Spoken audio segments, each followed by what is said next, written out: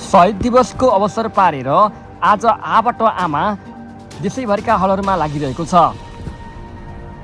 यतिखेर पल शाह हल हलमा पुगेर दर्शकहरूको प्रतिक्रिया लिइरहेका छन्।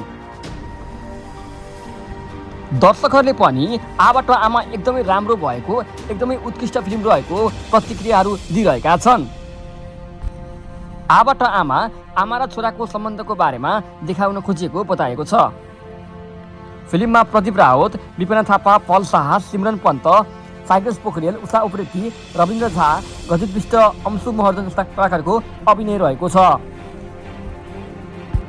यतिखेर यो फिल्म धेरै हलहरूमा हाउसफुल भइरहेको छ। चलचित्र आबाट आमाको यतिखेर प्रतिक्रियाहरू पनि सकारात्मक आइरहेको छ।